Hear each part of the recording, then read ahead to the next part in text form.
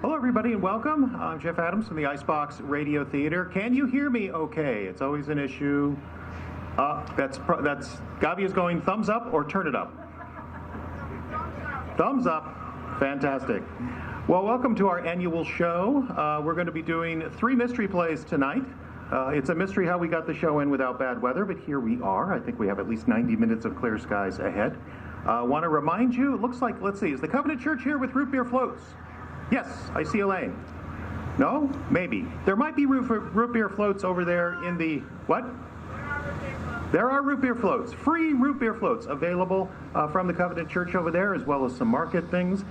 Do want to let you know you can listen to this show either at 106.9 FM, very low-power transmitter just right here in the park, or online at our radio station. That's iceboxradio.org/stream, and that goes for everyone on planet Earth. So if you know somebody who might enjoy this show, who can't be with us tonight, just go ahead and drop them a line on the email and say, hey, tune into this here link, and you can see something live. Good old-fashioned radio drama.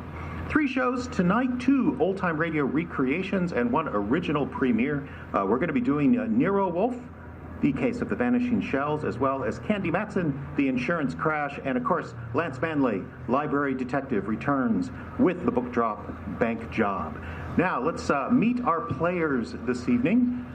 Over there, starting on the far left, making her live debut here at the Icebox Radio Theater, who has, of course, already appeared on microphone.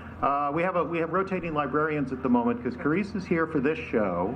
Diana's across the street taking care of the library. When Carice is done with Nero Wolfe, she's going to run over there, and Diane will be over here for Lance Manley. So give a warm welcome, making her live IBRT debut. It's Carice Boyer, ladies and gentlemen. Wave so they know who you are. From engineer to actor and back again, a wonderful talent. You know him, you love him, from Small Town Tech. Hey, it's Ian Hall is right there.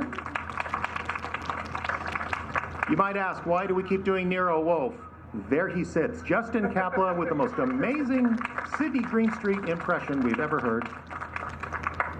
And the prize for Best Dressed, it's a tie between Ayla and the gentleman to her right.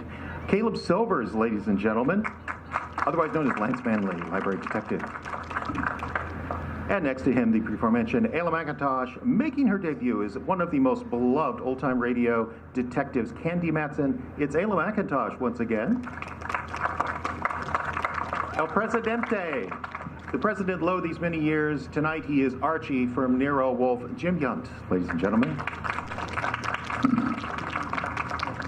And back once again, our Foley artist, sound effects mixer et al. It is Evie Conat on sound effects for the evening. Who are you? Oh, yeah. I'm the writer-director in Suitwear. Ladies and gentlemen, I wrote Lance Manley and directed the whole schmear. So send your cards and letters to Icebox Radio Theater, P.O. Box 46, care of Jeffrey Adams. Thank you for coming. Hope between shows to send you some messages or let you know about some of the messages, because I'm hoping to hear from some of our listeners all over the globe. There's only about 10 of them, but they are all over the globe, so fingers crossed. Okay, if everyone is ready, shall we begin the show for real? What's the time? Oh, I missed it by 3 minutes. It's 7:03 at the edge of America, and the Icebox Radio Theater is on the air. It's the Icebox Radio Theater, brought to you by I Falls Nice, the Minnesota State Arts Board, and our wonderful listeners all over the globe. Tonight, mystery is in store as we present 3 whodunits: Nero Wolfe, Candy Matson, and Lance Manley, Library Detective. So slip into your deerstalkers, polish up those magnifying glasses, and get ready to sleuth. It's Mystery at the Bandshell, live, beginning right now.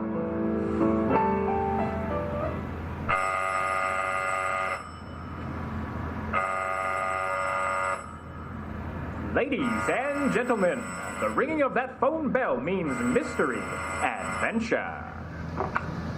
Nero Wolfe's office. Archie Goodwin speaking. Mr. Wolfe? No, he isn't. Huh? Oh. Well, maybe for you he is. I'm not here. Oh, yes, he's always here. I've gone out. No, he seldom ever goes out. I won't start on anything tonight. Sure, he'd love to start on a case tonight. What's your name? Oh, that's a beautiful name. Address? Archie, if it's another woman, hang up. Honest, I'm not Mr. Wolf, but I'm his agent. I'll be right over, miss. Goodbye. Well, what's your trouble? Where are you going? She said she received some threatening notes and she's afraid to leave her hotel. So long, boss.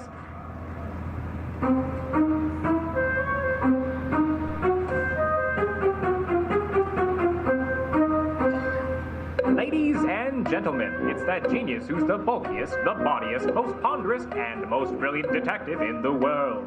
Yes, none other than that chair-borne mass of unpredictable intellect, Nero Wolfe. Created by Rex Stout and brought to you in a new series of adventures over this NBC network in the person of Mr. Sidney Greenstreet. Now, we prefer to call tonight's story the case of the vanishing shells. It didn't seem to be difficult at first, but, well, I'm not a stupid individual, but so often I allow myself to become mesmerized by beautiful women. Heaven bless them, Doris Moray was one such woman. She found us first, one late afternoon about 5 o'clock, and then again at 5:30. Very well, Mr. Goodwin, but I'd much prefer to speak with Mr. Wolfe. Well, I said I'd be there at 6, Miss Moray. I don't want to talk on the phone any longer. Please hurry. There's someone at the door. I'll see you in the cocktail lounge at your hotel. 6 o'clock. That's half an hour. Don't fail. Who is it? Emil Stoner. Oh, Emil. Come in, darling.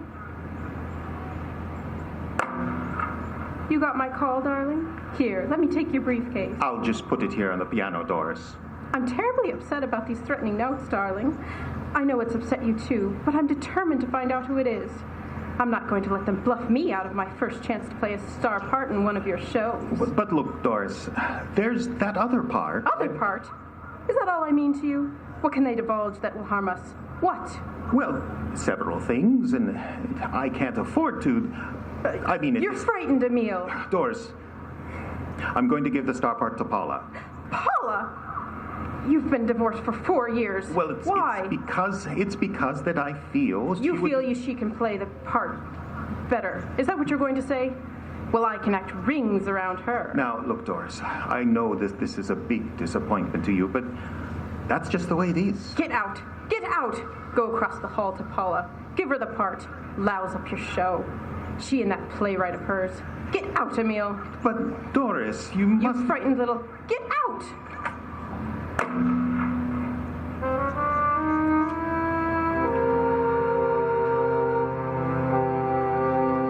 I believe, Mr. Wolf, that you're making a big mistake not coming along. Indeed. I'm sure what attracts you could not possibly be of interest to me. A gal needs help, and money is money. Girls, money. Phooey. Yeah, well, we could have dinner out for a change. They have one of the best chefs in town at that hotel. You are most impolite. I'm trying to read this book. Poetry. Archie, Yes, sir. shut up. Mr. Wolf, we need money. That filthy green cabbage is necessary for our existence. And this may be a tough case. You're sufficiently intelligent. Sometimes. Yeah, well, if I sat around like you do, I'd weigh 500 pounds, too. Archie, leave the room. Besides, it's only 300. What a way to run a business. Orchids, beer, books. Don't keep the charming girl waiting. Okay, I'm going. And remember, there's always the telephone.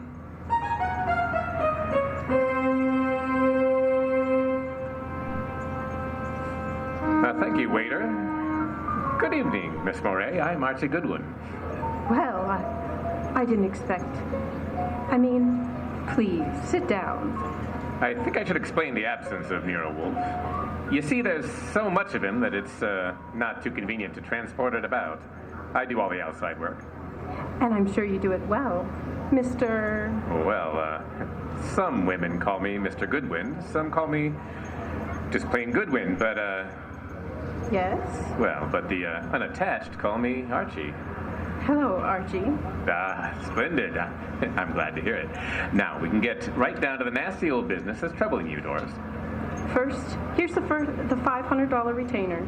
Well, we thank you. And now what's the note about? There are 2 notes, both printed by hand. Would you hand me my purse, please? Sure. Thank you. Well, let's see here. Doris Moray, if you fail to withdraw from the cast of Stoner's next production by the start of rehearsals Monday, both you and Mr. Stoner will have a blasted reputation and perhaps other injuries from which you will be unable to recover. The other one is like it, only more vehement. Someone, or a group of someones, are intent on keeping you out of Stoner's show, huh? Well, that's too bad. His next one is said to be a sure smash hit and a star-making part for the leading lady. Yes, Emil Stoner wants me to play it. He's been planning it ever since David Banning wrote the play. What does David Banning think about you playing the part? Well, I don't think he's too enthused about it. You see, Mr. Stoner and Paula Kenyon have been divorced for 4 years, but she has continued to be his top leading woman. Now she's engaged to David Banning, who wrote this play. Yeah, making things a bit difficult. Of course. Rick Hunter is Stone's director. And he's somewhat in favor of you playing the part. Well, Rick Hunter is very fond of my work. And very fond of you as well? Yes, unfortunately. I like Rick Hunter tremendously, but Emil Stoner has been of greater interest to me. In fact, we're more or less engaged, Mr. Goodwin. Have you had any words with the, with the ex-Mrs. Stoner, Paul Kenyon, recently? Paul and I... Yes, that's correct. Paul and I were great friends when I first joined the Stoner Productions. But she... I don't know. I don't think she appreciated that Mr. Stoner and Rick Hunter, the director, took such an interest in me. And tell me, did you ever think you were in love with Rick Hunter? Yes, at first. I was thrilled with his artistic imagination. And then as time went on, I realized he was a subject to melancholy. Mr. Stoner was more stable, and I needed someone older to advise me. What's wrong with your reputation and Mr. Stoner's? There's nothing I fear, but I'm afraid Mr. Stoner is disturbed by these threats. He feels there's something in his past of sufficient import to really harm him. I think it's nonsense. And what we have to do now is uncover this person, or persons, before you end up with ruined careers on Broadway. Where does the ex-Mrs. Stoner live? Well, as a matter of fact, she lives just down the hall from me. Lived here for years. Oh. Well, I think it's advisable, honey, that you stay close to your room until we solve this thing. I'm not afraid for my life, Archie. No? Well, I am. I'll see you to your room, Doris. No, please, Mr. Goodwin. And, so you don't trust the boy, huh? Well, I Bless such beautiful eyes. Lovely red hair. Well, You can have the lead in my new play. I never wrote one, but for you, I'll try anything. Very well. Come along. Here's your bag. Well, hello, Doris. Oh, hello, Rick. Mr. Goodwin, this is Rick Hunter. Hiya, Hunter. Nice shows you've been putting on. I've been admiring your work, Goodwin. Oh. All right, but that's nice. Nothing like encouragement for a beginner, Mr. Hunter. You're ready for the big time from what I saw. Heard from Emil Stoner today, Doris? I talked to him once this morning. Have you been sitting in the cocktail lounge all afternoon? Yeah, that I have. I want to see you play that lead, baby. And I think I just have it all about settled. Dreaming about it won't settle it. Liquor never accomplished anything in itself, Rick. Come on, Mr. Goodwin. He's a very jealous man, Doris. In fact, right now I feel his thoughts piercing me between the shoulder blades. Oh, excuse me, here's a phone booth.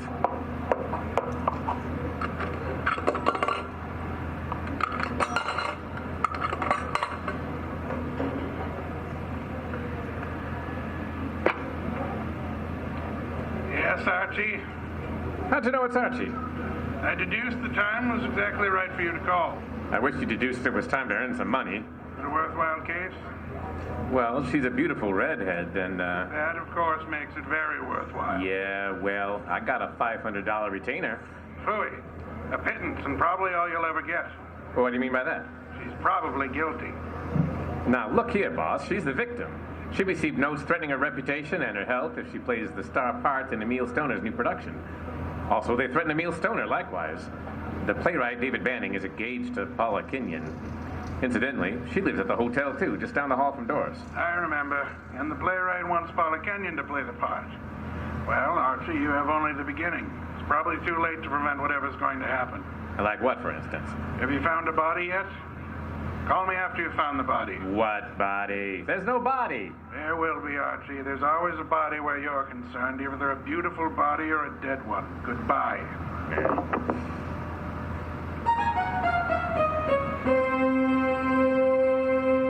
Thanks for seeing me to my room, Archie. Oh, I'm not stopping here, Doris. I'm taking a look inside. But I'm not... I insist. Part of my job, you know. If I failed to take every precaution, Mr. Wolf would never... Whoa. Come on, look in that chair. Emil! Emil? Emil Stoner. Oh, no. Oh, well, the three red dots on his shirt front. Oh, Doris, hold on now. I'm all right. All right, then we'll sit down here. That's it. Thank you. All right, well, let's see. The body's still warm. What's this crumpled in his left hand? A horoscope.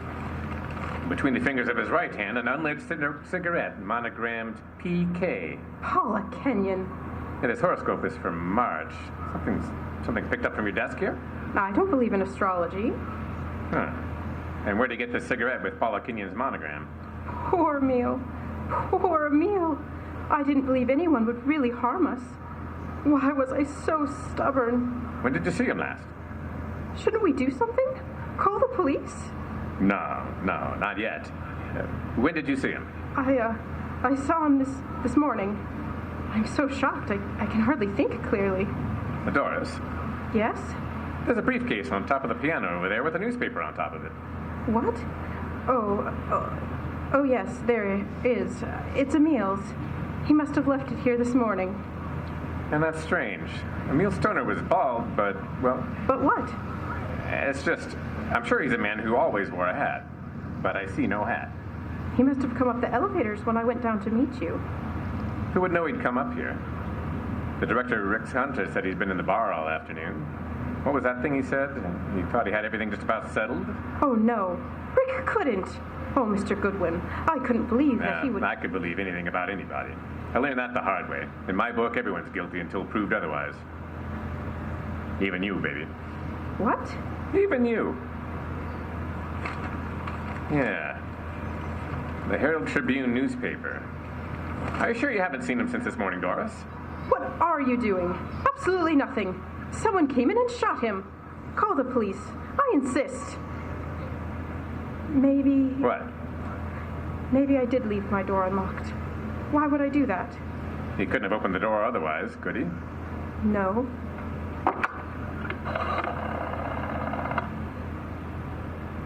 Give me the check room, please. Yes. Hello. Do you know Mr. Emil Stoner, the producer? You do? Good. Well, tell me, did he check his hat with you this afternoon or this evening? He didn't, huh? All right, thanks. He must have carried it up here to this floor. Doris, do you have a gun? I own a gun, yes. A small .25 automatic. But it's not here. Where is it? I had the handle repaired. It's been in my dressing room for a week or two. I hate to do this, Doris, but I'm going to move the body away from the back of the chair. Oh, no, please. And there. Yeah, 3 wounds. One bullet went through the upper part of his chest and out the back. I'd say right through the heart. By the angle of the wound, he was shot while sitting down. Please, Mr. Goodwin, must we stay here? I want to give this room a thorough going over. We'll go down to the lobby. I want to use that phone again. And Doris, I hope, I know what you're going to say. You hope that gun of mine... is still in your dressing room at the theater.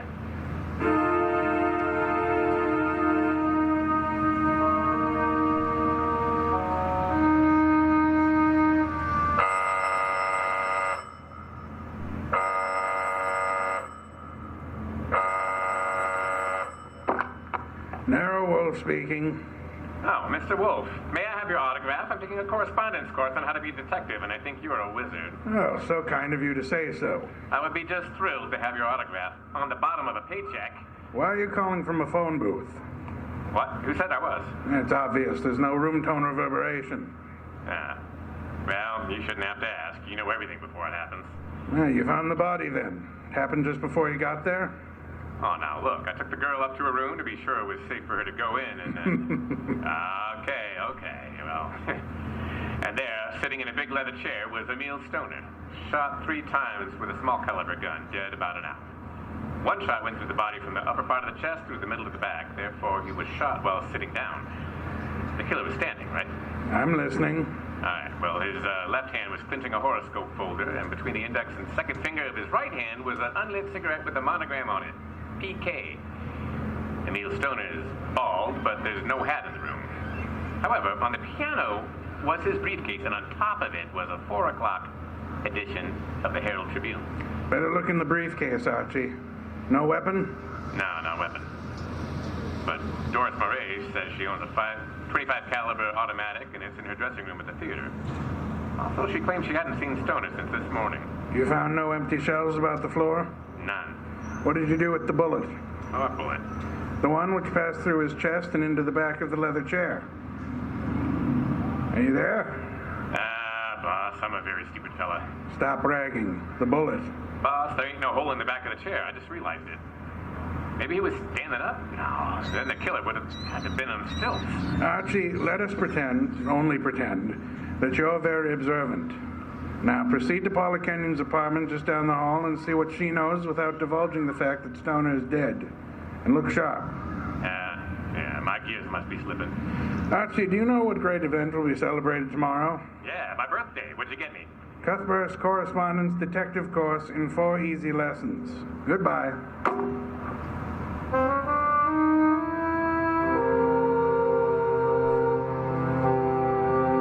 This is Paul's apartment.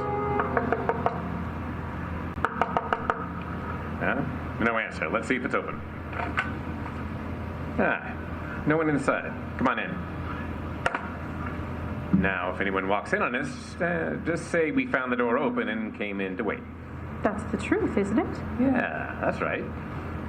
Well, here on the desk we have a stack of horoscopes and a box of Paula's monogram cigarettes. Mr. Goodwin. Huh? This is Emil's gray fedora hat. So, he was in the apartment this afternoon. Now, what are you staring at? Oh, a small pearl-handled automatic. Yes. 25 caliber. Yeah, it's been fired very recently.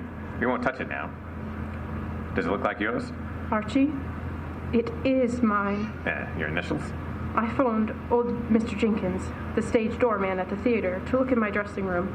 My gun isn't there. Did you leave the gun out in plain view in the dressing room? Yes, for several days anyway. Then I put it behind the mirror. I suppose many people may have seen it. I'm sure they have. I hope, Doris, that your fingerprints are not the only ones on that gun. If they used my gun to shoot him in my apartment, why would they bring the gun back here and leave it in plain sight? Maybe they didn't do it just that way. No. Well, his hat's here, the gun is here, and yet he's dead in your apartment. How can you answer that? Well, maybe he was sitting here waiting for Paula and somebody called him out over to your place and shot him? That's no good. Doesn't make sense. Now, if he was sitting in this chair here and somebody entered that door, hey. What is it? Look in that chair back. A little round hole. Start looking for some empty shells around here. Find something? No, I want to make a call. If he was shot with this automatic, 3 shells were ejected and, well, they certainly vanished.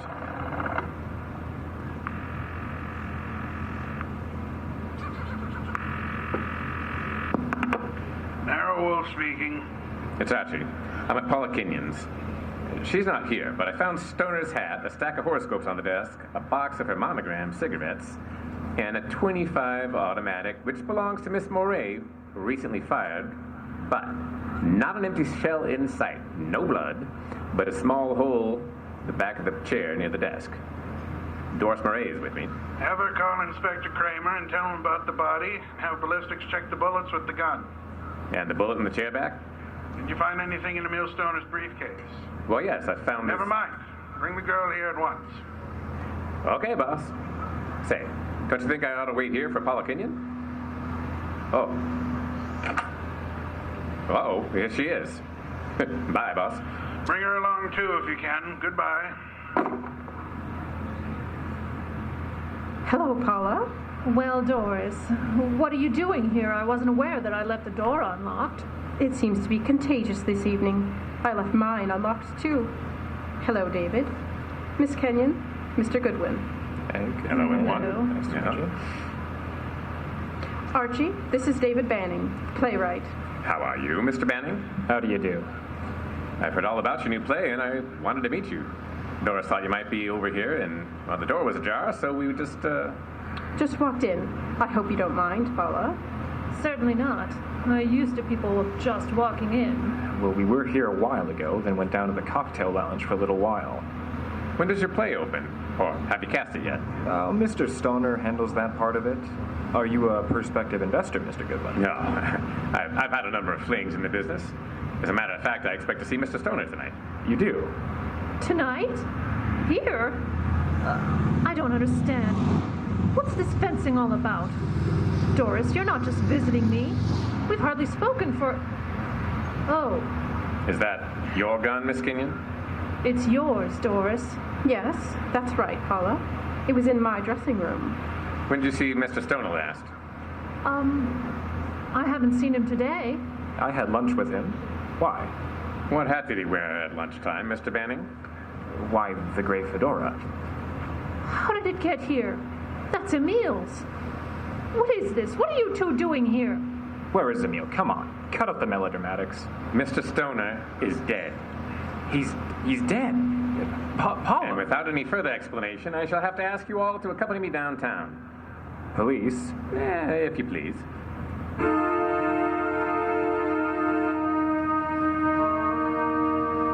They're still in the front room, boss. I'll bring them into your office when you're ready. Yes, Archie, I'm certain they're all anxious to talk. They've been sitting there for an hour now. Maybe we should make some sort of explanation to them? Why? This sort of technique should work very well in this particular instance. Yeah, but I don't know about that director, Rick Hunter. He may be difficult. Does anyone know that you found the completed and signed contract in that briefcase? No one. Good.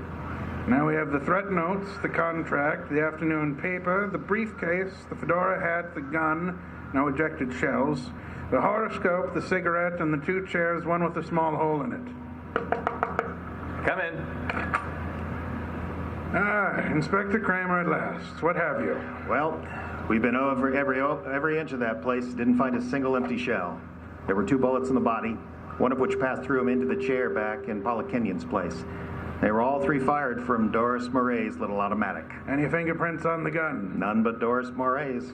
Not unexpected, to say the least. Well, the bullet that was lodged in the chair in Paula's place went through his heart. Now, he was apparently shot in her room, but would... But how did he get into Doris Moray's place? I'll be able to explain that when we locate those 3 empty shells, Inspector. Bring in our guests, Archie. Come in, please. Ladies and gentlemen, Mr. Nero Wolfe, Miss Paula Kenyon, Hello. Miss Doris Moray, Hello. Rick Hunter, the director, How do you do? David Banning, the playwright. How do you do? Won't you be seated, please? May I present Inspector Kramer of Homicide? How do you do? Hello. Hello. Mr. Wolfe has asked you here to give him such details as you may recall that might be of assistance to him in the solution of the murder of Mr. Emil Stoner. Mr. Hunter, as the director, whom did you favor as the star of your next production? Why, Miss Murray. You've been deeply interested in Miss Murray, Hasn't done me much good. but you do love her, I do. and you're deeply interested in the progress of her career. I am, most assuredly. Did you know that Mr. Stoner had made out and signed a contract for a certain woman to play the lead in the new show? No. You knew that Doris Murray had a gun in her dressing room? Yes. You were in the hotel cocktail lounge all afternoon until you met Miss Murray and Mr. Goodwin. Yes. And you could have seen Emil Stoner enter the lobby and go to the elevator? I could. Can you prove that you never left the cocktail lounge until you met Doris and Archie? Maybe not. Did you see Mr. Stoner going to the elevator? I did. Mr. Banning, When you wrote the new play, were you in favor of Miss Murray playing the part? Why, no. I felt Paula Kenya was better suited for it. You and Miss Kenyon are engaged to be married. Yes. If anything happened to Mr. Stoner, you as next in line could assign the role as you saw fit. That's correct. Did you know that Mr. Stoner had made a final decision on the part? I did not. He didn't tell you anything about it at lunch today? No. I made a strong plea for Paula. Did you know about the gun in Miss Murray's dressing room? Everyone did, apparently. Very well. Miss Kenyon, did Emil Stoner visit your apartment often? Not often. We're not on too friendly of terms. Did you phone him to visit you this afternoon? No. Who said I did? No one. I merely asked. Were you by any chance still in love with Emil Stoner? Now, see here, I don't appreciate this kind of talk. Just relax now, Mr. Banning. I was not in love with Mr. Stoner. That was over. You and Doris Murray were at one time very friendly. Yes. Until I found out how two-faced she was. Emil was a fool to fall for her, but you couldn't tell him anything. All she's interested in is her career. Are you not interested in your career, Miss Kenyon? Well, yes. In a way. You wanted the star part. You phoned Stoner this morning. Yes, but he was going to give it to her. Did you know about Doris Scott? No, She recognized it immediately, boss. Yes, I knew. What if I did? You wrote these threatening notes to Miss Murray. I did not. I did not. You didn't know the contract had already been signed? No. Then you still had a motive to kill him. I wrote those notes. She had nothing to do with it. You can check them against my typewriter. We know, Mr. Banning. We've already done that. I know how it looks, but Paula didn't do it. I knew he was coming to her place. I called him. I knew Paula was out. I did it. If so, what did you do with the ejected shells? I threw them away. How many? 3. Oh, no, David, please don't. I don't believe you, Mr. Banning. Miss Murray, did you know that the contract had been made out and signed? No, You're lying, Miss Murray. You said you didn't see Stoner this afternoon. I didn't. You called him and asked him to visit you. You did get the threat notes and they frightened you, but you didn't know they would frighten Stoner. I did not phone him, nor did I see him. Yes, you did. His briefcase was on the piano, and he was there in the late afternoon because he brought with him a 4 o'clock edition of the Herald Tribune. What if he was there? I didn't kill him. He told you then about his decision. He left in a hurry. He forgot his briefcase and went to Paula's apartment to wait for her. That's not true. That's not true. Filled with rage, you got your gun, which you said had disappeared from your dressing room, then calmly put it into your bag, walked across the hall, and shot him as he sat reading a horoscope. No. No. Archie, her handbag. Thank you. Notice, I run my finger through a hole in the corner. She fired through the bag. And see 3 empty shells. No. No. And here's the contract made out to Paula Kenyon. Too bad, Miss Murray.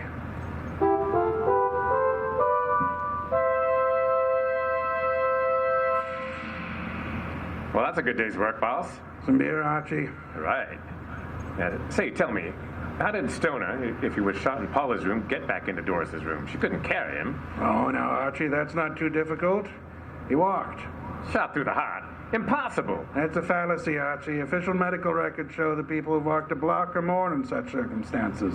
Ah, well, no wonder Doris was so shocked when she saw him back in her room. The shooting took place after she called us. And it seemed unbelievable that anyone would leave the gun behind but not the ejected shells, ergo the gun must have been concealed when fired. Yeah. Paul would have no reason to do that because she was in her own apartment. And these men are not the type who could have fired through their coats.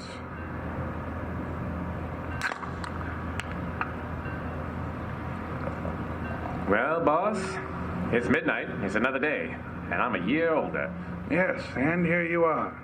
Cuthbert's Detective Correspondence course in 4 easy lessons. Happy birthday, Archie.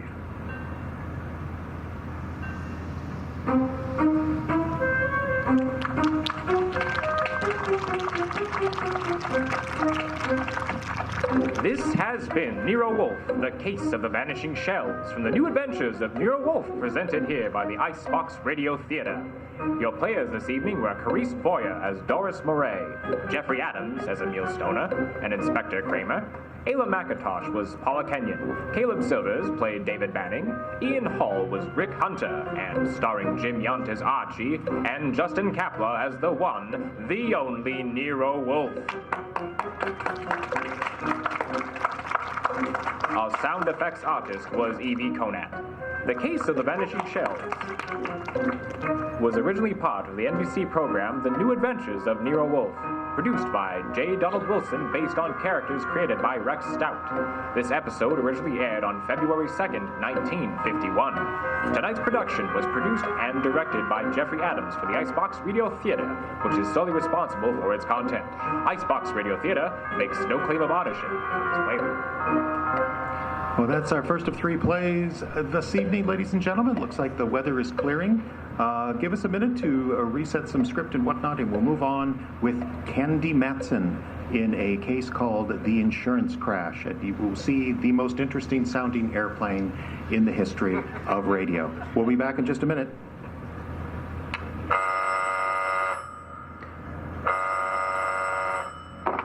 Hello, Yukon 28209. Yes, this is Candy Matson. The National Broadcasting Company presents Candy Matson, Yukon 28209.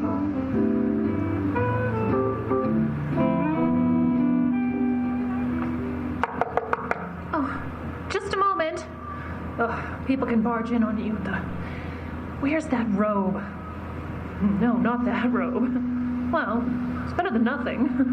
Wait a second. Well, hi, Candy. Well, Mallard, my favorite flatfoot. You caught me at the wrong time. Well, that depends on your viewpoint.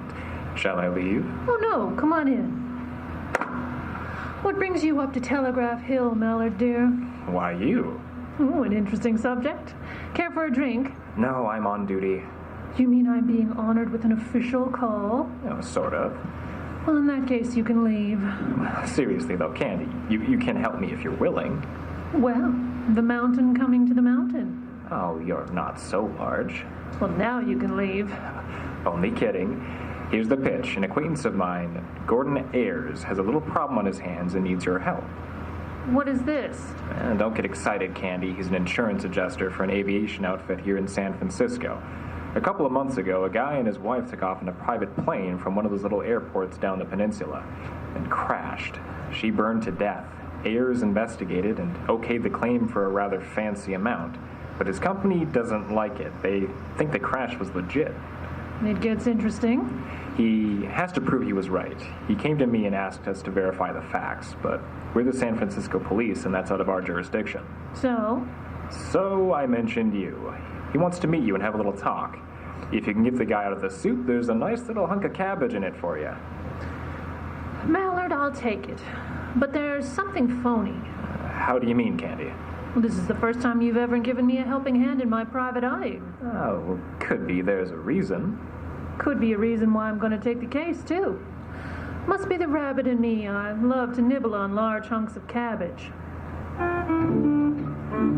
Do you recall the lyrics from that old song, the one that goes, "He floats through the air with the greatest of ease"?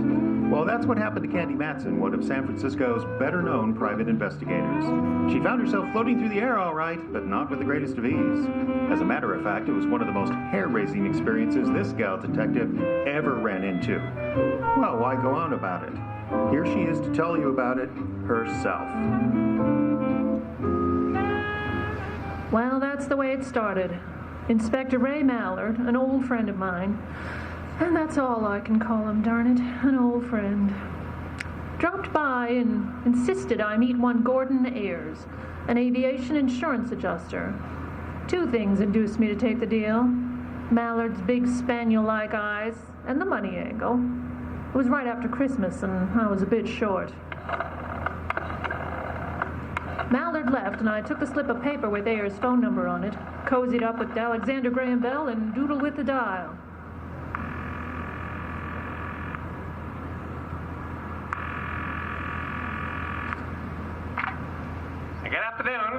Seaboard Fidelity. How do you do? Is there a Mr. Gordon Ayers there? Speaking? Inspector Mallard suggested I call you, Mr. Ayers. This is Candy Madsen. Ah, Miss Matson.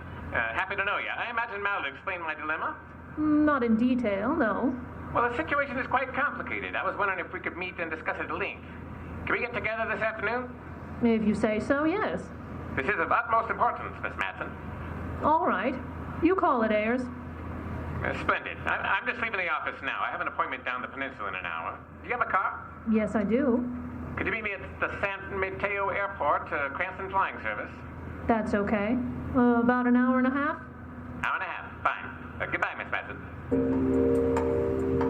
This I didn't like. Already I was money in the hole.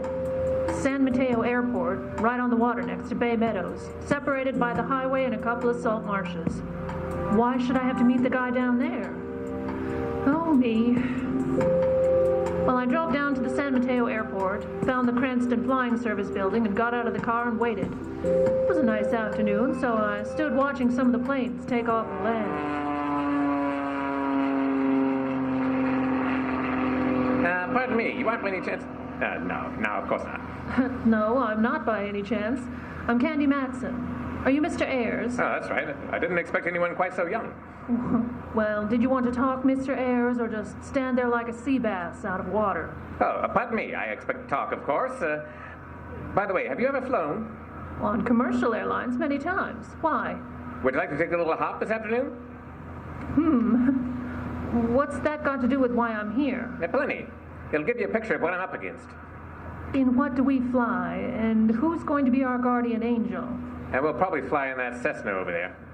And I shall do the piloting. Well, I don't know. Have you been flying long? About 20 years. And I also flew for Uncle Sam in the late mess over Germany. Okay, I'll take your word for it. Good. Let's get to the office. Mother told me there would be days like this. Candy, she used to say, never leave the house without your parachute. We slipped her some prop wash, and I displayed some silk that didn't belong to a parachute. Then on to the building that housed the Cranston office. It was typical, a glass-top counter with various trophies hung about the walls, old propellers, silver cups, pictures of airplanes, and assorted certificates. Ayers plopped his wallet on the counter, and the chap behind it proceeded to check him out. We went out into the field and climbed into the plane. Then Ayers gunned the motor, and we were taking off.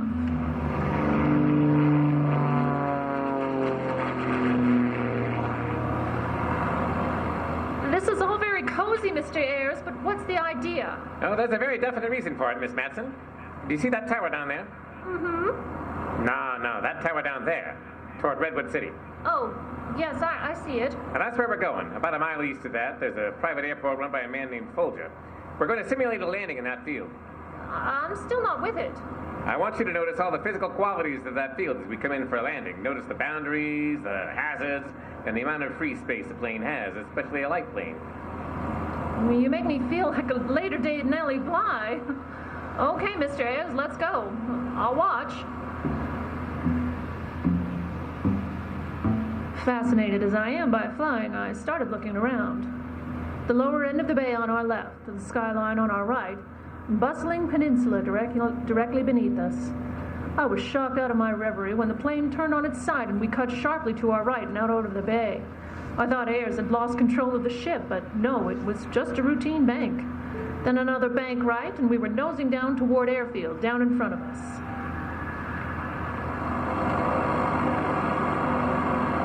Did that startle you?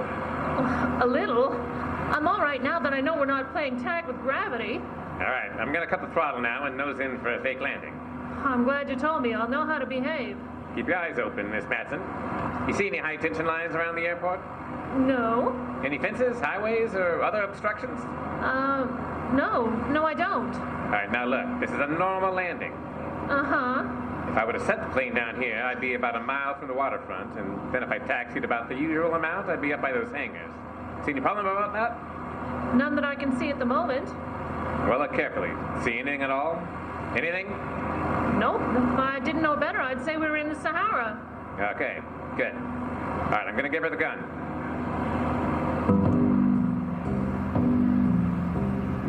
Without the wheels touching ground, we were climbing back into the sky and towards San Mateo Airport. In less than a minute, Ayers brought the plane in for a neat landing.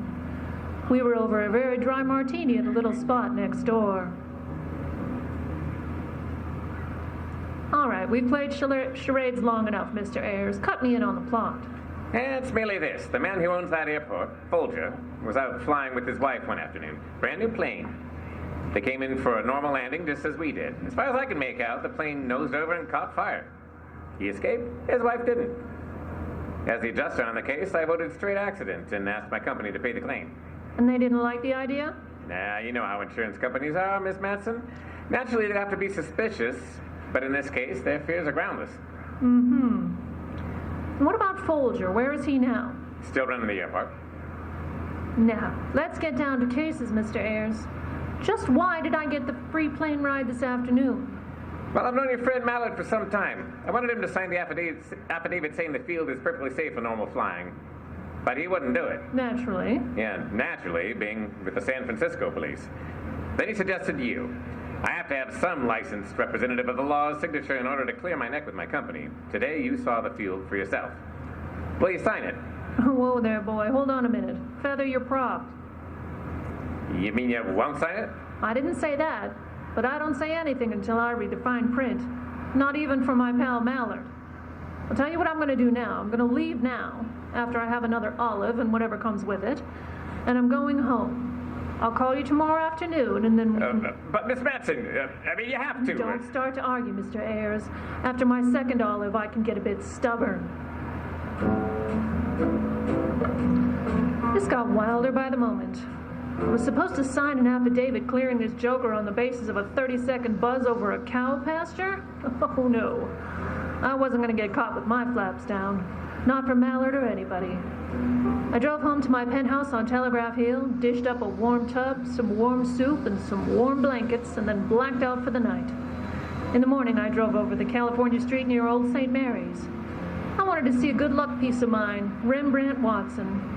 Rembrandt's a photographer, and tops in his profession, now that he's not supplying rent for all the bartenders on the Barbary Coast.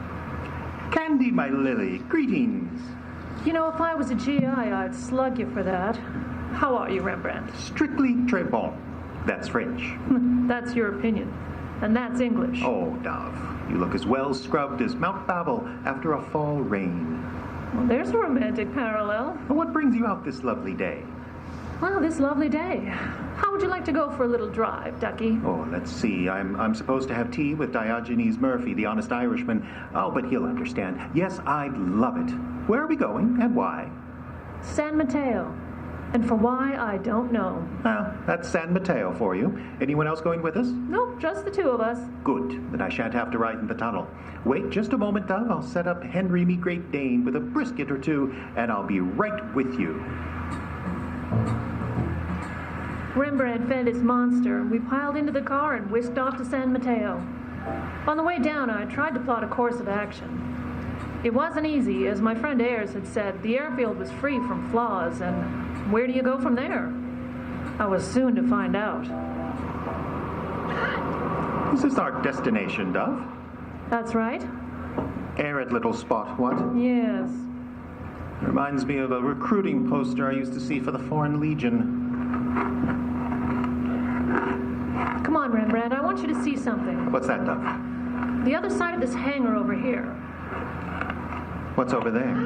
The burnt fuselage of a plane. Candy girl, your sense of the macabre knows no bounds. Well, I can't help it. This is business. So is that the one? Well, I should imagine so. Quite a mess, isn't it? What a horrible way to go. Look it over, Rembrandt. Anything strike you as strange? Wait a moment, yes. Why are there tattered pieces of fabric on this side of the plane, and on the other, nothing but melted steel frame? Good point, laddie. And another thing, look inside the cabin there, the safety belt on the other side.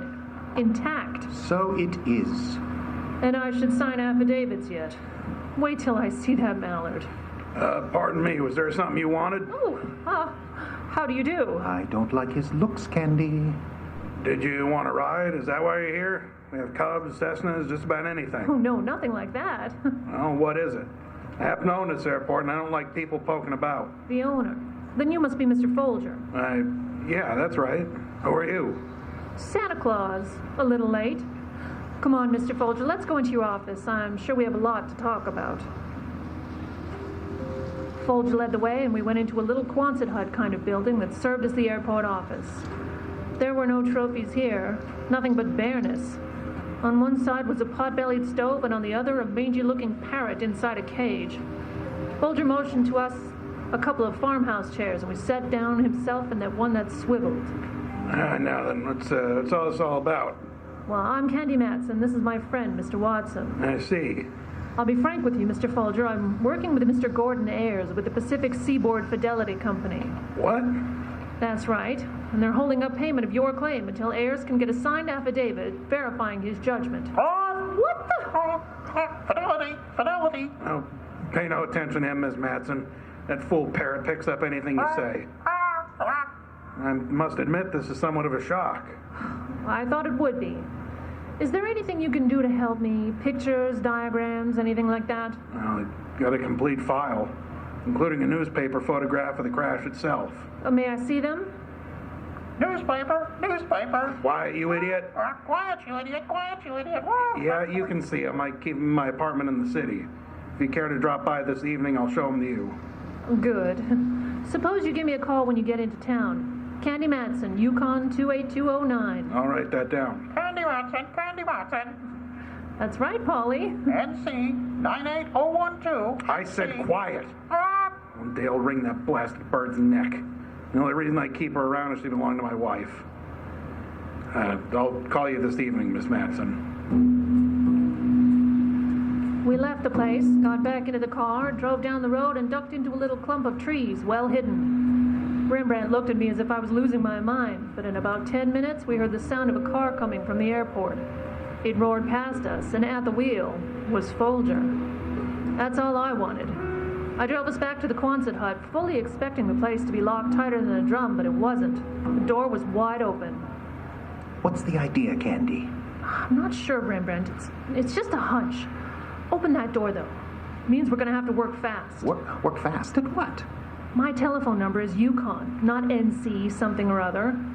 I have a sneaky idea that somewhere in the back of the recesses of that parrot's memory, I can get the key to this whole thing. Hello, Polly. Give me a pencil, Rembrandt. Pencil? Yeah, here. Thanks. Pretty Polly. Candy Matson, Yukon 28209. Pretty Polly. Candy Matson, Yukon 28209. Candy Matson. That's right. NC. NC 98012. 98012, that's it. Thanks, Polly. Come on, Rembrandt. Let's get gone with the wind.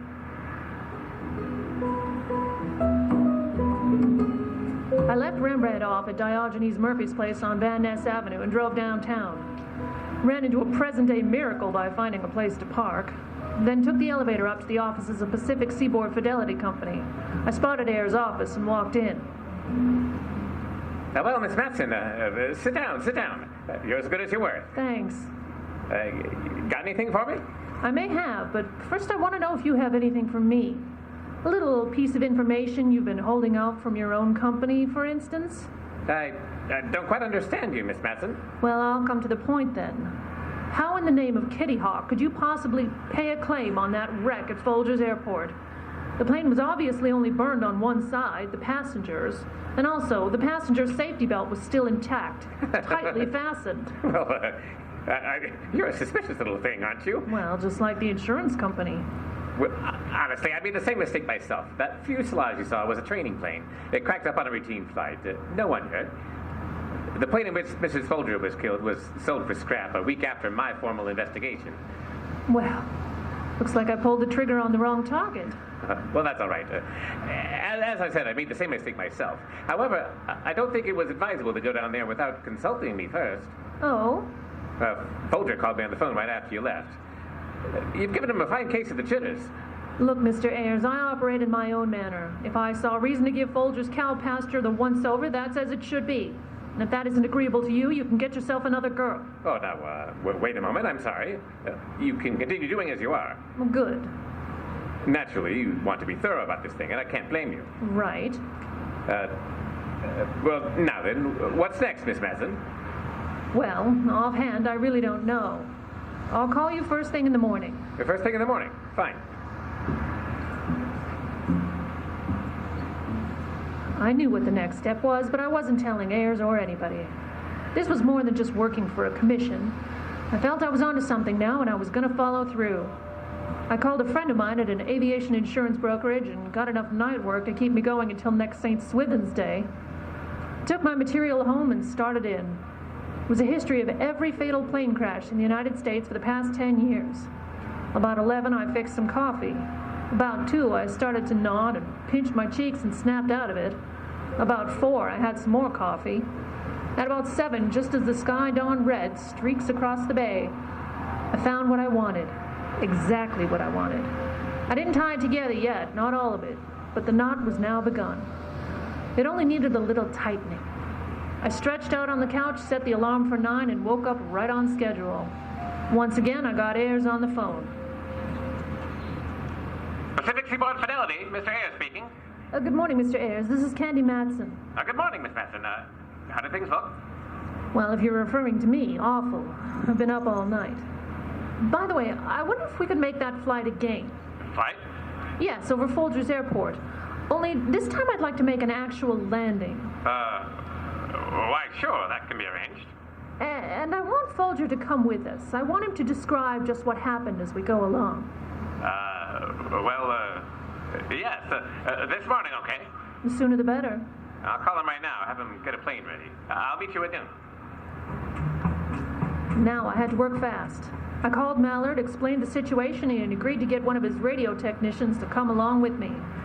We drove back down the peninsula, and I left them both at Cranston's flying service where they went to work.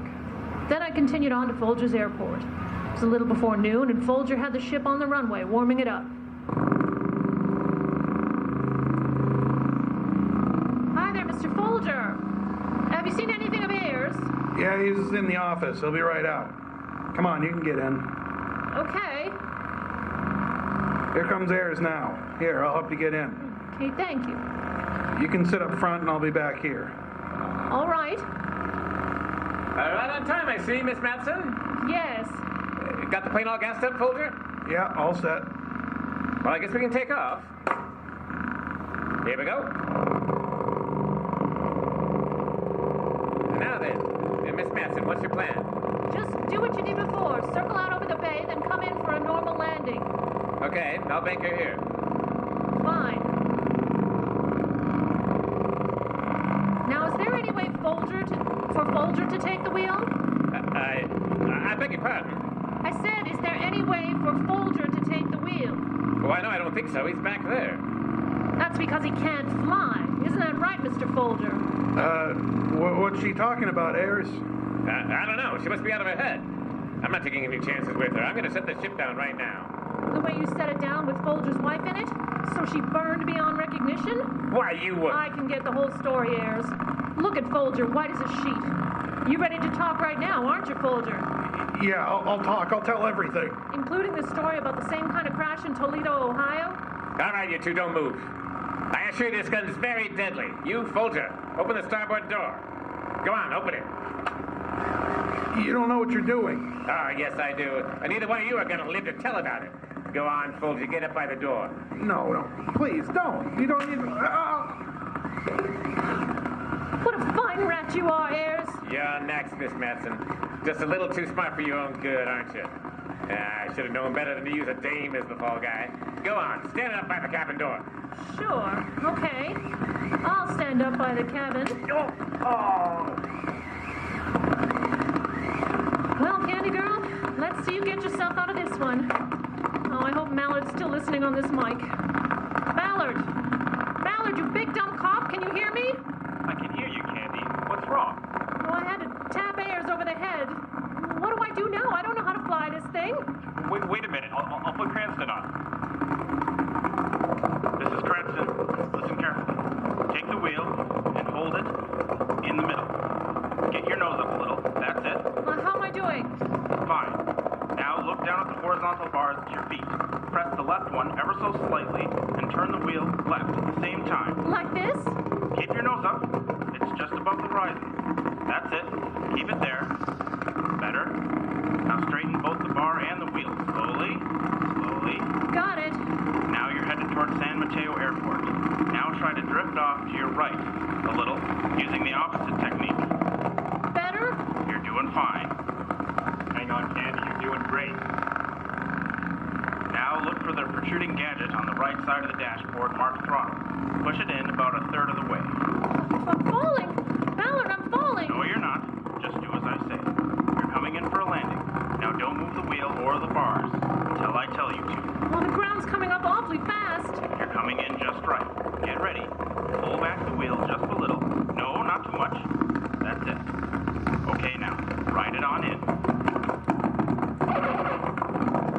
Now, kill the ignition. Kill it.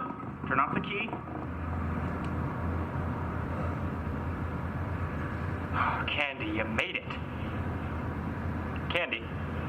Candy. Oh, come on, Cranston. Let's get out of that plane.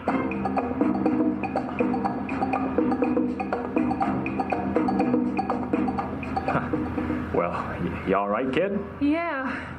My knees feel like I did the Congra from here to L.A., but otherwise I'm all right. Oh, the boys will take care of Ayers. Come on, let's go. We got a report to make. A report? Sure, I sticked you on this Ayers guy purposefully. What? Well, San Mateo didn't want to scare the guy off until they solved the case, so we cut you in on the deal without you knowing. Candy, you did it. We got a recording of the whole thing made over the plane's radio. Congratulations, you get a nice hunk of dough for this. Nice hunk of dough? Of all the dirty tricks. Mallard, you... Oh, what's the use? Can't bawl you out now. I'm airsick. It was a very slick deal. Ayers was a top-notch insurance boy. About 5 years ago, he met up with Folger. This was in Toledo, Ohio. Folger was married to a very wealthy gal, but couldn't get his hands on any of the money. Ayers hit on a pretty nifty method of mayhem back there. He took out a plane license under Folger's name, fireproofed his half of the plane and also the passenger's safety belt. Then one day, he came in for a landing, deliberately pancaked the ship, left the motor running, and let the crate burn, with Folger's wife in it. They collected plenty. In those days, they had the names of Smith and Jones or something like that. And Ayers was the insurance adjuster. They moved on to California, took the names of Ayers and Folger, and set about to do an encore on the same old act. Folger met another wealthy gal, married her, and set himself up in the airport business. Ayers got himself a job with a San Francisco insurance outfit, and voila, they were ready for another crack-up. My suspicions were first lit up when I saw Ayers' face. He had more scars and stitches than a well-seasoned hockey player. And that broken up fuselage behind Folger's airport, that was another giveaway. It was a test model they'd used to make sure their planes were all set. But the real giveaway was the Parrot. What a memory. NC 98012 was the license number of the plane that crashed in Toledo, killing Folger's first wife. The Parrot was also her pet, and Folger had kept it for sentimental reasons. Should not have done it, though, because through the Parrot I traced the whole thing. It was a nice one-time racket, but they should have quit before the police tripped him up.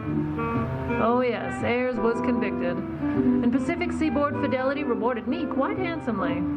But that Mallard deliberately using me for bait, I got even with him, though. I made him take me deep-sea fishing about a week later. And oh, did he get sick.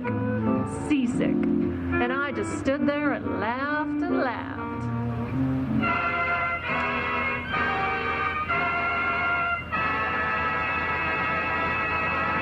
Listen again next week at the same time for excitement and adventure. Just dial.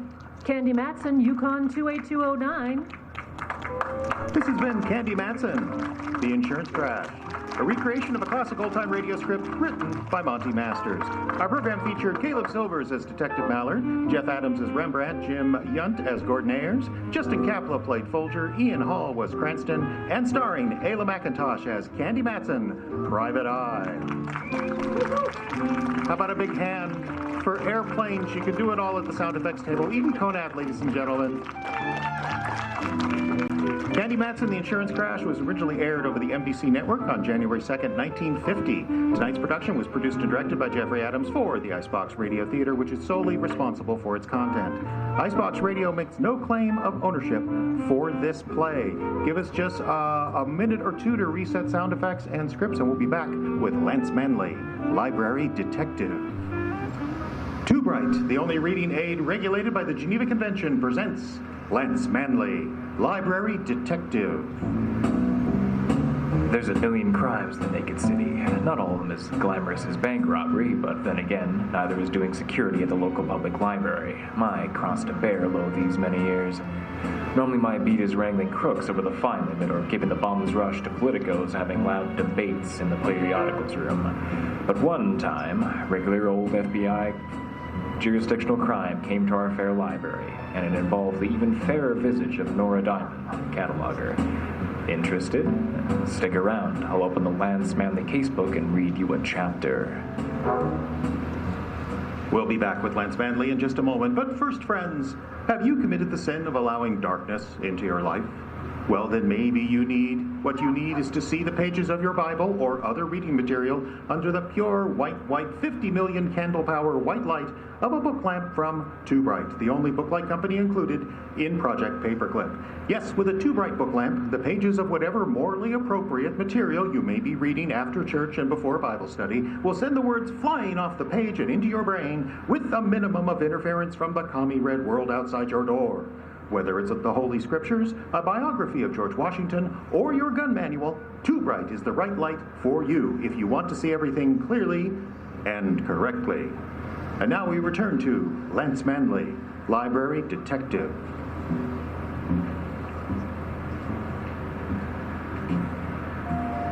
Funny how things line up like spines on a shelf sometimes. Some days you're an average Joe minding his own beeswax when suddenly the old universe connects two dots in a way that makes a fella think old Father Flanagan might have been onto something with that omnipotent being idea. Take this dot, for example. The dot that started with Nora Diamond, luscious cataloger, parking in my office chair and propping up a couple of miles of beautiful leg, chase they crossed, of course, up on my desk. I was trying my best to ignore those legs by making a cup of joe. Nora was trying her best to lure me into a very familiar argument. Cream and sugar? Explain it. You want me to explain cream and sugar? I want you to explain why I can't help you with your casework. Because that's my job, and you already have gainful employment the last time I checked. Effie doesn't buy enough new titles to keep me busy cataloging, and I'm pulling my hair out down there. Oh, don't even joke about that. I really am bored, Lance. And I'm really serious about those fiery red trestles, gorgeous. Oh, you like my hair? Of course. Well, then let me help with security. That makes no sense. I'm trying out my feminine wiles. If you tried your feminine wiles any harder, I'd have to buy a billy club to keep the males away from your office. Mug. What? Your coffee, here. Thank you. This is a male thing, isn't it? No, it's a cup of coffee. Interesting you can't tell the difference. I mean the security work.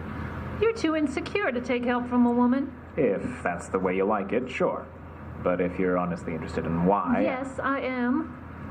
If you were to help, it'd be the can for both of us the minute Effie catches you sleuthing when you should be shelving. Oh, she'd never fire us? A tongue lashing, then, and I've had enough of those to last a lifetime. Well, I'll admit, the woman does have a set of lungs on her. Well, so you see my conundrum, Angel. It's not that I don't think you can do my job. You could probably do it about as well as I do most days. At least a darn sight better than I could do your job. Well, you're just buttering me up now. Is it working? No, but this coffee helps. Yeah. A little. I'll tell you what, Nora. When a case has me stumped, yours will be the first desk I run to. Well, that's not much of a promise. I don't get that many cases. How do you think I got so good at making coffee? Nora gave up this time and took her legs off my desk, which is a definite downturn from me. What's worse, she beat it back to her workstation in the basement and took my favorite coffee mug with her. I felt for her, I really did. Library work is important, but it's not always cheering crowds and ticker tape parades. The poor kid probably looked at my job like it was glamorous, a laughable idea. Or at least that's what I thought until the moment my phone blasted and I saw was the tough-as-nails director, Effie Perrine, on the line. What is it, oh exalted leader? You're in a good mood. Been wasting time with Nora again? Oh, only important library business, boss. She's too good for you, Manley. And I rue the day she figures that out. But Shirley didn't call me for that hot tip. No, I just like hearing myself say it. I have a job for you. What's the skinny? Something's plugging up the book drop at Doghouses at the dentist. So I should play janitor now? Until he comes back, yes. Now do this one thing and I might give you a new coffee mug. Wait. How did you know? Don't you know by now, Manley? I know everything. That's how it all started. A little innocent banter about a book drop and a coffee mug, and how head of security was only a hair's breadth away from the second chair plunger jockey. Oh well, as long as Nora's romantic notions about my job, and by extension, me, stayed intact, I didn't much care if I'd unplug a book drop or two. So I sauntered out in the bright morning sunshine and up to the concrete and steel box that sat on the curb in front of our classically styled Carnegie Temple of Knowledge. A book drop, for you folks not in the know, is simply a way for patrons to return books when the library is closed for business. A convenience that's only downside is that it's outside the building, meaning it's fair game for pranksters. I hadn't had much trouble with that sort of thing since the McGinty twins went to visit their mom at the state pen and decided to stay. So I was a little curious to see what had gummed up the book drop this time around. I dug in up to the shoulder and felt the problem right off. Something made of a tough, scratchy fabric that was heavy. But 2 or 3 tugs got it clear the chute and outside. I was staring at a large canvas bag zipped up tight. It had a logo reading First National Bank across the front. It was a cash bag, the kind the Brinks boys used to transfer greenbacks from truck to vault and vice versa, just about the last thing I would have expected to find in a library book drop. And the bag was heavy, filled with something, and since I was a detective, I figured I'd better detect what it was. I like to think of myself as a man of the world. I like to think it takes a lot to impress me. But let me tell you, the old peepers went wide as dinner plates when I opened that bag. It's not every day that a guy gets to hold $1 million. Yeah, it was $1 million. I know because I snuck the bag back to my office and counted it. 1,200,652 smackers, to be exact. Not counting the dimes someone had left in the bottom of the bag. Did I need to count it?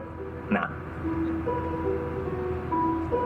Just something a guy can't pass up, holding $1 million. So I made sure it was actually a cool million, then carefully stuffed it all back into the bag, resisting the brief temptation to make it a grand or two lighter. Then I headed out to the First National Bank, which was just a couple of blocks away. That's when this already interesting day got positively fascinating.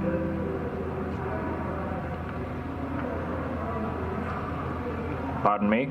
One moment. 15 and 2 plus 6. And I want that done by end of business today or you're fired. Now, what is it? What's what? What is it you need, sir? I'm extremely busy and have no time for fiddle-faddle. Kindly state your business. Well, now I'm not so sure. Fiddle-faddle sounds like an interesting business to be in. I beg your pardon? Well, what about flim-flam? Have any of that? Or perhaps hootenanny? Sir, please. Oh, calm down. I'm just pulling your leg, High Pockets. Then I will thank you to take your nonsense elsewhere. I am very busy. Or perhaps I should alert our security, You mean that elderly gent napping on his stool over there? He levels quite a threat, he does. I especially like the way he guards the bank with his cap over his eyes. Why, that good for nothing. I'll fire him immediately. Oh, keep your shirt on. That's just Bernie Yoles. He walked the beat in this town for 20 years before you took him on as a watchman. He deserves a nice retirement. And what business of that is yours, may I ask? None whatsoever. I just bend an elbow with Bernie now and then. He's a good egg. Wait a minute. I know you. You're that unsavory type Miss Perrine took on at the public library. I'll take unsavory as a compliment because some people find me very sweet. Really? No, not really. I'm just keeping up the banner. Well, keep it up someplace else. As I've said repeatedly, I'm a very busy man. I'll bet. And I don't much like your tone. I don't like it either, but deportment lessons cost an arm and a leg these days. Mr. Spivey, is it? Spivey. Leonard Spivey, President, First National Bank. Well, good for you. Yes, it is. And now for the last time... All right. I'm just pulling your leg. Here you go, Spivey. Someone dumped this in our book drop. What's the meaning of this? Just what I said. I work security at the library. Someone dumped this bag in the book drop, and now I'm returning it to you, along with its contents. Contents? See for yourself. When you count it, you'll find it's all there. Now, I find this while fulfilling my duties for the library, but I'm not adverse to a little consideration if there was to say a reward for the safe return of the dingus. Just saying, you know, a new toaster, a date with Hedy Lamarr, cash is always There's nice. been a mistake. This isn't our bag. What? Just what I said, not our bag. What are you talking about? It's got your name on it. Those bags come from the currency transport people. Their logos have no meaning whatsoever. This bag could belong to any bank. You don't say. Well, what about the contents? I can't expect a civilian like yourself to understand the intricacies of the banking industry, but suffice to say, what's in that bag is as phony as the proverbial $3 bill. Counterfeit, huh? That's right. Doesn't look very counterfeit to me. I know what I speak of, Mr. Manley, and I don't want that bag in my bank 1 minute longer. You're a licensed private detective, I assume? I am. Then you are an officer of the court. I leave it to you to deliver that bag to the police immediately. Now, good day. And just like that, the bag and I found ourselves out on the street. And if this wasn't the craziest hoodoo I ever did see, I don't know what. You try and return $1 million to a bank, and they give you the bum's rush. Well, I had no choice but to take what that Spivey character said at his word and believe I was only holding a fake sack of cabbage. The only thing to do now was follow orders and take it back to the cops. Without really thinking about it, I headed toward the precinct on a more or less straight line. That was my first mistake. My second mistake was turning down a dark alley that would save me half a block of shoe leather, but kept me more or less out of sight of the street. And my final mistake. My final mistake was not trusting my instincts and turning around when all the hairs on the back of my neck stood straight up. That's usually what happens when someone gets the jump on me. And that's what happened now, just before the back of my skull welcomed the sharp kiss of a blackjack. Oh! Ah!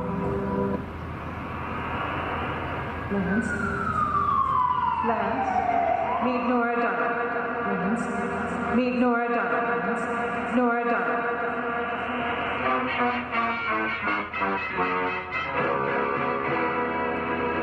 Manley! Wake up, Manley! Manley! Boss, is that you? Finally! You all right? Where am I? You're in an alley next to the First National Bank instead of at the library where you belong.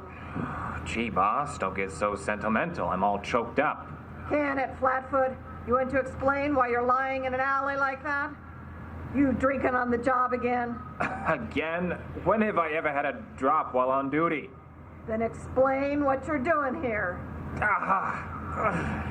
What is it? My explanation. Take a gander at the back of my head, boss. What do you see? Say, that's a right pretty peach pit you got there. What happened? Remember that book drop business from this morning? Of course. Turns out the blockage was a cash bag from the First National. I tried to return it to them, but they showed me the air. Bank president told me to take it to the cops.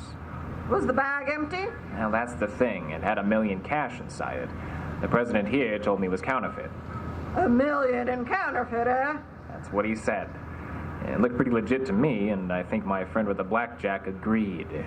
Oh, no. What is it? I didn't find you here by chance, Manley. Nora ran into my office just now in a panic. Said you'd been hurt in this alley and she had to go tail the gun set that did it. What? Nora's on the streets alone. Put away your claws, Papa Bear. Nora's a big girl. She can take care of herself. Yeah, but we don't know what we're up against, boss. This character had a blackjack, and where there's a blackjack, there's usually a gun. I gotta get after that crazy kid or... Whoa. Easy, Lance, easy. We gotta get you off your feet and get cold compress on that head. But Nora... Nora promised to call the library when she found anything. Best thing now is to get back there and wait. I protested a few more times for show, but the battle was over and we both knew it. The fact that I needed to take Boss Lady's arm and frequent breaks to even get back to the library more or less proved that I was benched for the moment. But she got me back to my office chair, and a stiff shot of whiskey, along with a bag of frozen peas applied to my noggin. Don't ask me what frozen peas were doing at the library. Got me feeling almost human before, at long last, the phone rang. Manley here. Lance, it's Nora. Are you okay? Are you safe? I'm fine, Lance. Listen, I saw the character that slugged you, and I tailed him to a warehouse down by the river. First my head takes a beating, and now you want to give me a heart attack. What possessed you to carry on this way? There's no time for that, Lance. The address is 237 River Avenue. Can you get down here right away? Like I got a choice. Does he know he's being tailed? I don't think so. I circled the warehouse, and there's only one entrance. I'm outside it now. Stay put, Angel. I'll be there in 2 shakes, and afterward, we're going to have a little chat about your sleuthing. Oh, just hurry.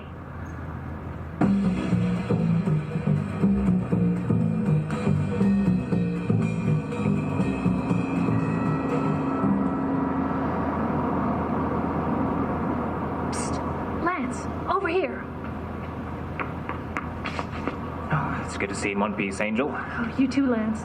When I saw you lying there, I thought you might have had it. Well, next time try and revive me instead of seeking revenge, will ya? Oh, you take the fun out of everything. Maybe, but I'd much rather wake up to your pretty face than the boss lady's. Well, I'll make sure she knows you said that. Oh, so it's blackmail, is it? You bet, but don't worry about that now. We have to figure out what to do.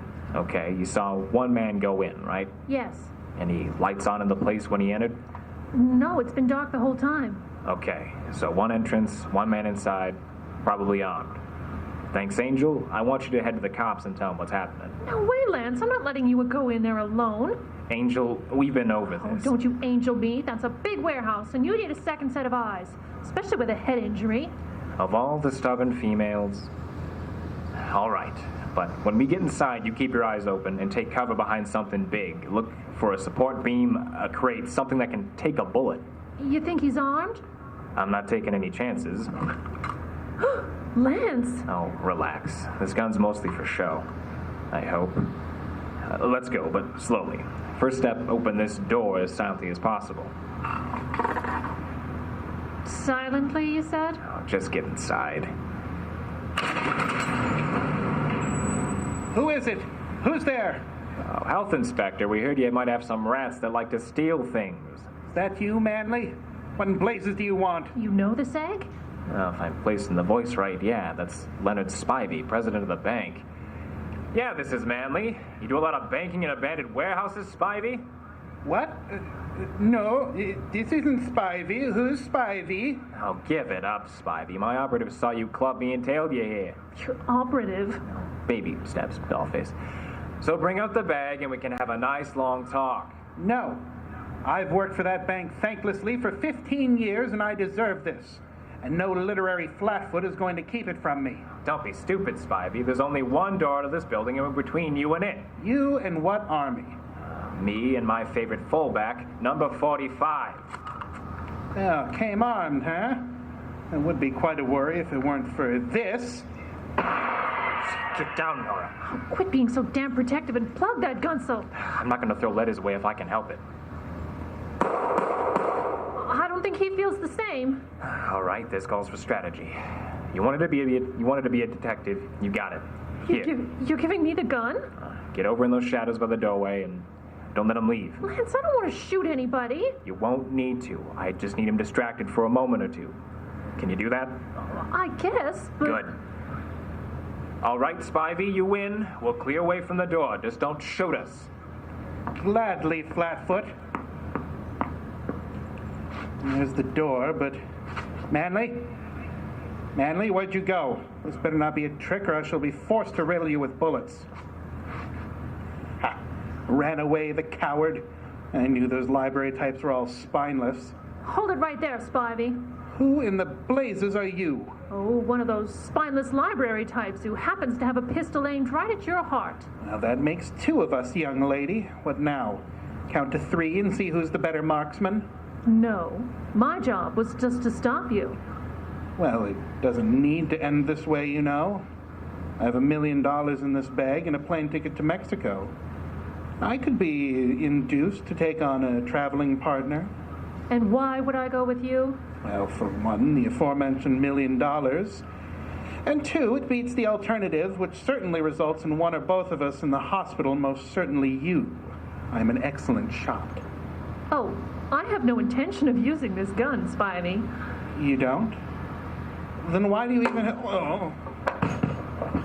That's why. You get him, Lance? I got him, Angel. Good. Then get over here and make with the chivalry. I think I'm about to faint.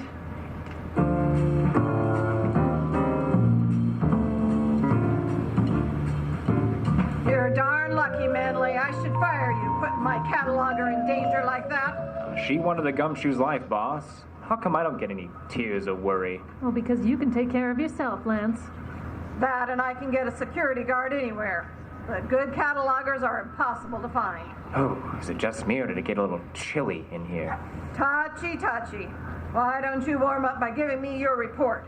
It always brightens your mood to show off in front of Nora. Well, I see how it is, boss. It's pick on Lance Day, eh? Very well, if you insist. Leonard Spivey was just who he appeared to be, a bank president dissatisfied with his job that he thought he deserved more. So he hatched the harebrained scheme to snatch $1 million and run to Mexico. And our book drop got involved. How? Well, the robbery actually took place the day before the book drop, boss. Spivey was making his getaway, bag in hand, but had only made it as far as the library when who should come up the sidewalk but Bernie Oles, retired cop and bank security guard. Rotten luck for Spivey. Indeed. Spivey knew that Bernie would ask questions if he noticed the bank bag, so we decided to ditch it. Our book drop was the most convenient place, but a lousy choice. Spivey's arms weren't long enough to reach it. My arms were only barely enough, and I tower over Spivey. I knew hiring half orangutan would pay off someday. Now, how exactly did you end up face down in an alley? My favorite part, by the way. Ouch. Well, Spivey was certainly a bank robber, but a professional crook he was not. He panicked by dumping the bag, and he panicked again when I showed up at the bank, bag in tow. He concocted the counterfeit story on the spot, followed me outside, knocked me out in that alley, and ran to the warehouse, presumably to make sure all the loot was there, and then planned his next move. Nora tailed him, called me, and the rest is history. And you can have it, Flatfoot. I never want to stare down the barrel of a gun again. Well, your sleuthing days are over, Angel. If you get any dead aristocrats in the solarium, give me a call. I'll leave the Tommy guns and blackjacks to you.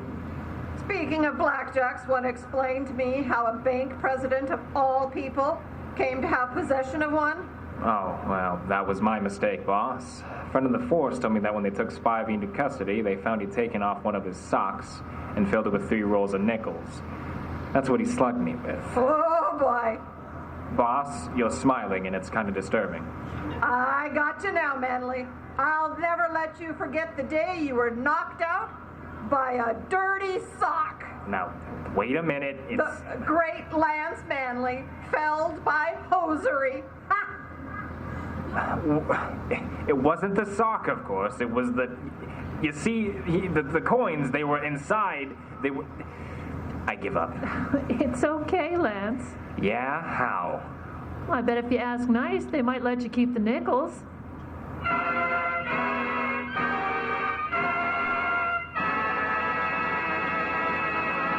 Too Bright, the only book light you'll ever need, or else, has brought you Lance Manley, Library Detective. Lance Manley in the case of the book bank job featured Diane Adams as Effie, Justin Kapla was Spivey, Ayla McIntosh played Nora Diamond, and Caleb Silver starred as Lance Manley, Library Detective.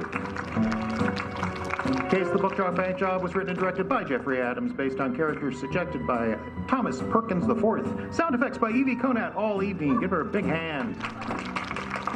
This program copyright 2022 by the Icebox Radio Theater, which is solely responsible for its content. Partial funding for tonight's broadcast made possible in part by the voters of Minnesota through a grant from the Minnesota State Arts Board, thanks to a legislative appropriation from the Arts and Cultural Heritage Fund. For more information, visit iceboxradio.org. That is our show. Next week, it's the Ambush Band here on the Bandshell stage.